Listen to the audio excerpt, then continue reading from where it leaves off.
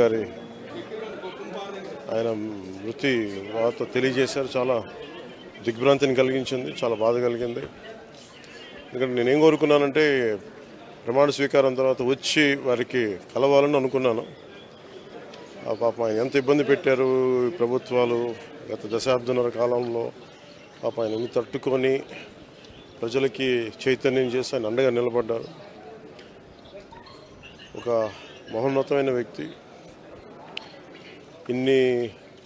ఇప్పుడు ఆంధ్రప్రదేశ్లో కానీ భారతదేశంలో ఎక్కడైనా సరే, ముఖ్యంగా ఆంధ్రప్రదేశ్ తెలంగాణకు సంబంధించి తెలుగు రాష్ట్రాల్లో ఏ జర్నలిస్ట్ ఉన్నా అది ఈనాడు స్కూల్ ఆఫ్ జర్నలిజం నుంచి వచ్చే రూట్స్ దానికి ఉంటాయి.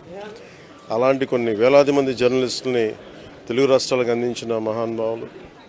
అలాగే తెలుగు చిత్ర పరిశ్రమకు సంబంధించి కూడా ఈరోజు ఇంత ఇన్ఫ్రాస్ట్రక్చర్ ఇక్కడ డెవలప్ చేశారంటే అది హైదరాబాద్లో ఎంత అద్భుతంగా తెలుగు చిత్ర పరిశ్రమ ఉందంటే ఆయన కాంట్రిబ్యూషన్ చెప్పలేము. ఇలాంటి చేస్తున్న వ్యక్తిని ప్రభుత్వాలు గత 15 సంవత్సరాల్లో చాలా ఇబ్బంది పెట్టినాయి. వాటన్నిటినీ తట్టుకొని ఆయన్ని ఇబ్బంది పెట్టిన ప్రభుత్వాలు ఈరోజు లేవు. ఆ విజయం ఆయనకి తెలియజేయాలని అనుకున్నాం, చేసి లోపల దురదృష్టం ఇలా జరిగిపోయింది. వారి కుటుంబానికి, ప్రతి ఒక్కరి కుటుంబ సభ్యులకి, అలాగే ఈనాడు గ్రూప్ ఆఫ్ కంపెనీస్ వారందరికీ కూడా నా జనసేన తరపు నుంచి, నా తరపు నుంచి వారికి నా సంతాపం తెలియజేస్తాను.